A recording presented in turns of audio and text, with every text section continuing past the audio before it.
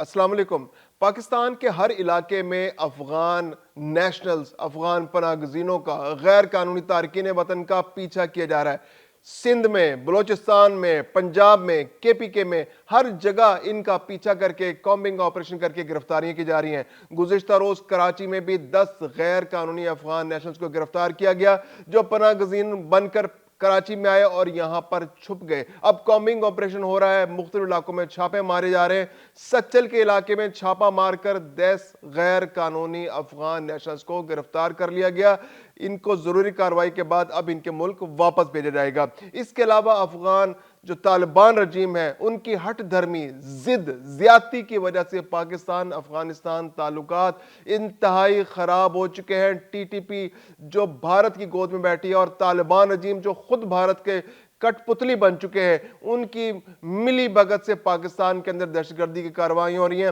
اسلام آباد میں کل دہشت گردی ہوئی، وانا کے اندر 2 روز سے کارروائی جاری تھی جہاں وانا کیڈٹ کالج پر دہشت گردوں نے حملہ کیا تھا اور وہاں پر قبضہ کرنے کی کوشش کی گئی تھی جو ناکام بنا دیا گیا۔ ان تمام کوششوں کی وجہ سے پاکستان اور افغانستان کے تعلقات انتہائی نچلی سطح پر آ چکے ہیں اور عین ممکن ہے اگر یہ کارروائیاں جاری رہی تو پاکستان اس کا منہ توڑ جواب دے اور آنے والے دنوں میں مناسب وقت پر افغانستان کو ایسا سبق سکھایا جائے کہ وہ منہ دیکھتا رہ جائے۔ اس کے علاوہ پاکستان اور افغانستان کے درمیان جو تعلقات کی خرابی ہے اس سے تجارت بھی بری طرح متاثر ہوئی ہے۔ روزانہ تقریباً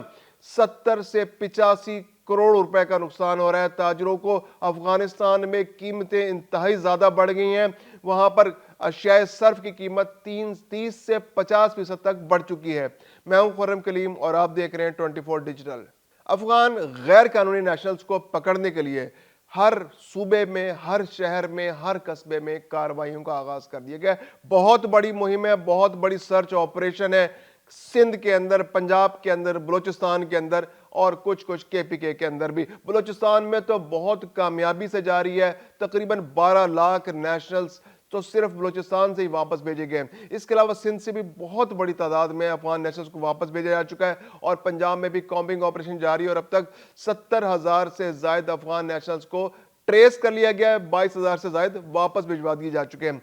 کراچی کے اندر یہ مہم بہت امپورٹنٹ ہے کیونکہ کراچی میں ایک اندازے کے مطابق 3 سے 5 لاکھ افغان نیشنلز غیر قانونی طور پر چھپے ہوئے اور ان میں ان لوگوں کی تعداد زیادہ ہے جو 2021 کے بعد پاکستان کے اندر داخل ہوئے کیونکہ طالبان رجیم جب آیا تو بہت سارے لوگ، وہ لوگ جو افغان نیشنلز طالبان کے مخالف تھے اور وہاں پر نیٹو فورسز کا ساتھ دیتے رہے، وہ پاکستان میں داخل ہوئے اور پاکستان میں آ کے چھپ گئے۔ جو UNHCR سے رجسٹرڈ ہیں افغان نیشنلز، ان کی تعداد 70 سے 73,000 ہے، وہ افغانستان کے نیشنلز کراچی میں موجود ہیں۔ اب ان کو واپس بھجوانے کے لیے کارروائیاں جاری ہیں اور اب یہ افغان نیشنلز جو ہیں یہ پاکستان کی گلیوں کوچوں میں گم ہونے کی کوشش کر رہے ہیں اور ان کو سرچ آپریشن کیا جا رہا ہے، کامبنگ آپریشن کیا جا رہا ہے۔ کل سچل کے علاقے میں ایک بہت بڑی کارروائی ہوئی، کریک ڈاؤن ہوا، سرچ آپریشن ہوا اور اس میں 10 افغان نیشنلز کو گرفتار کر لیا گیا۔ یہ کارروائی جو تھی وہاں پر کریک ڈاؤن جو وہاں پر ڈرگ مافیا اس کے خلاف بھی ہو رہا تھا، افغان نیشنلز کے خلاف بھی ہو رہا تھا اور وہاں پر یہ 10 افغان نیشنلز پکڑ لیے گئے۔ اب ان کو ان کے ملک یعنی افغانستان واپس بھجوایا جائے گا، ڈیٹینشن سینٹر میں بھجوایا جائے گا اور ڈیٹینشن سینٹر سے واپس ان کے ملک افغانستان بھجوا دیا جائے گا۔ دوسری جانب پاکستان نے بڑا کلیئر میسج دیا ہے کہ جو وانا میں کیڈٹ کالج پر حملہ ہوا ہے اس کے بعد جو دہشت گردی کی لہر پاکستان کے اندر آئی ہے اور اسلام آباد میں معصوم شہریوں کو، جو 12 شہریوں کو شہید کیا گیا ہے خودکش حملے میں، تو ٹی ٹی پی جو ہے وہ اپنی گھٹیا حرکتوں پر اتر آئی ہے۔ بھارت کی پراکسی وار لڑی جا رہی ہے، طالبان رجیم کی پشت پناہی شامل ہے، کابل سے سارے رابطے ہو رہے ہیں، ٹی ٹی پی یہاں پر کارروائی کر رہی ہے، فطرت الہند، فطرت الخوارج، یہ سب کے سب ایکٹیو ہو گئے ہیں کیونکہ پاکستان نے اب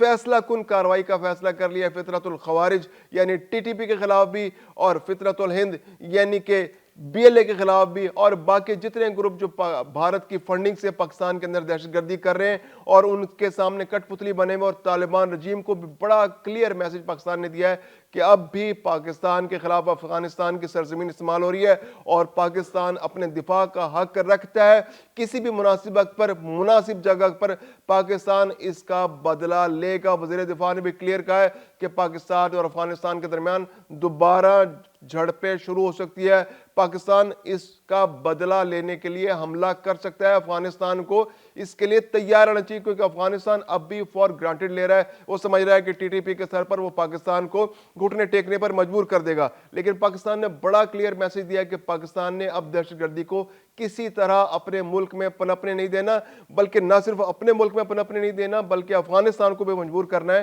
وہ دہشت گردی کے ان مراکز کو بند کرے جو پاکستان کے خلاف استعمال ہو رہے ہیں، جہاں لوگوں کی ذہن سازی ہو رہی ہے، ان کی ٹریننگ ہو رہی ہے، ان کی لانچنگ ہو رہی ہے، ان کو اسلحہ فراہم کیا جا رہا ہے اور پاکستان کے اندر ان کو داخل ہونے میں مدد کی جا رہی ہے۔ تو پاکستان نے اب بہت کلیئر میسج دے دیا ہے کہ اب مذاکرات ہوں گے تو صرف دہشت گردی کے خاتمے کے لیے ہوں گے۔ اگر افغانستان انٹرسٹڈ ہے تو دہشت گردی کے خاتمے کے لیے اگر وہ تیار ہے تو پاکستان سے مذاکرات کرے، نہیں تو پھر کانسیکوینسز کے لیے تیار ہو جائے۔ فطرت الخوارج کا بھی علاج کیا جائے گا اور فطرت الہند کا بھی علاج کیا جائے گا اور طالبان رجیم کو بھی سبق سکھایا جائے گا ان کی حرکتوں کا۔ اس کے علاوہ پاکستان اور افغانستان کے درمیان جو تجارت ہے اس کے کھلنے کا اب کوئی چانس نظر نہیں آ رہا۔ افغانستان اور پاکستان کے درمیان جو افغان ٹرانزٹ ٹریڈ ہے، کیونکہ افغانستان ایک لینڈ لاک ملک ہے اور اس کا بڑا انحصار تجارت کے لیے پاکستان پر ہے، تو ایران اور پاکستان پر اس کا انحصار ہے۔ پاکستان سے تقریباً 60 سے 70% تجارت پاکستان سے یعنی افغان ٹرانزٹ کے ذریعے ہوتی ہے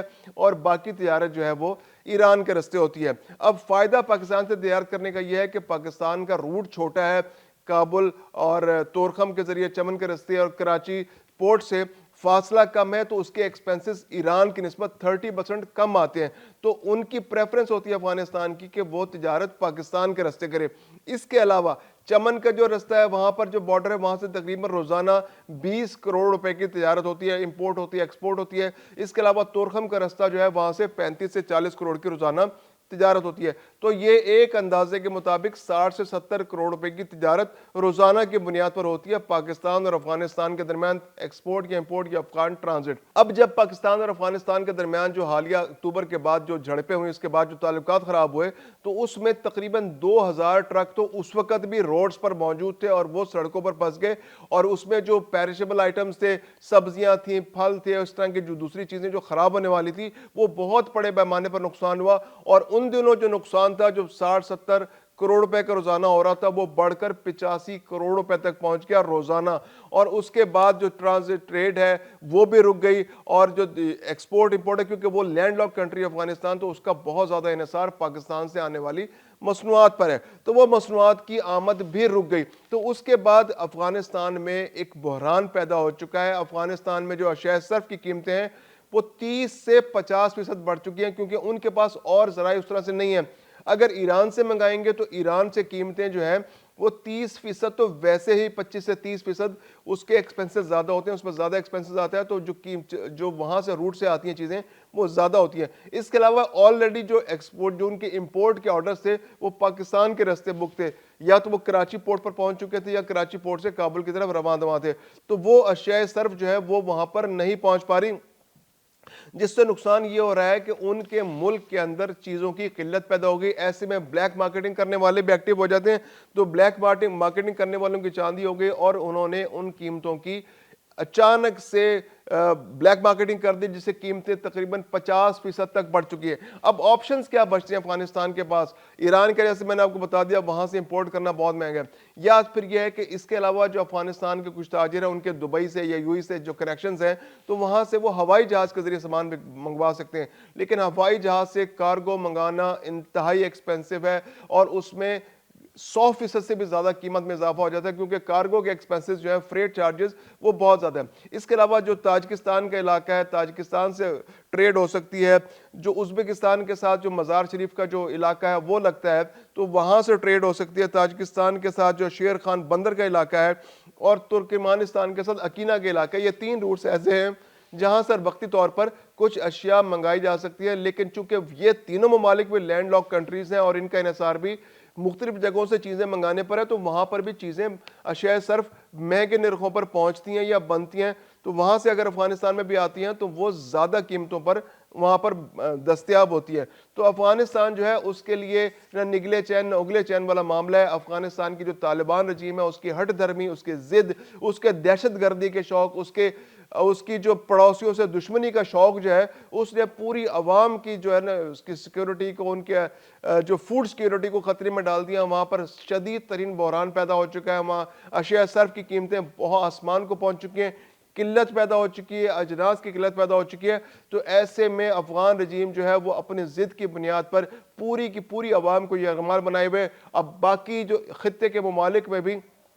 یہ شعور پیدا ہو رہا ہے کہ افغانستان جو ہے اس نے اپنی عوام کو یرغمال بنا رکھا ہے. ان کے دہشت گردی کے شوق نے پورے خطے کے امن کو خطرے میں ڈال رکھا ہے. اور پاکستان تو پہلے ہی کہہ چکا ہے کہ ہماری خواہش ہے کہ جو افغانستان کے عوام ہیں وہ آزاد ہوں، ان کی مرضی کے مطابق حکومتیں وہاں تشکیل پائیں. کیونکہ جو طالبان رجیم ہے یہ صرف 40% پختونوں کو ریپرزینٹ کرتا ہے، اور پختونوں کی بھی اکثریت طالبان کے ساتھ نہیں ہے. تو ایک گروپ ہے، ایک ٹرائبل کلچر ہے وہاں کا جو پختونوں کے ہاتھ میں، چونکہ ان کے پاس اسلحہ ہے، تو انہوں نے پورے کے پورے علاقے کو یرغمال بنا رکھا ہے. اور پاکستان چاہتا ہے کہ وہاں کثیر القومی حکومت آئے. پاکستان کی خارجہ پالیسی میں واضح یہ شفٹ نظر آ رہا ہے کہ پاکستان کلیئر میسج دے رہا ہے کہ پاکستان کی عوام بھی وہاں آزاد ہونی چاہیے افغانستان کی، اور وہاں پر کثیر القومی حکومت تشکیل پانی چاہیے تاکہ امن قائم ہو، اور لانگ ٹرم امن قائم ہو، اور خطے میں بھی امن قائم ہو ان کی وجہ سے.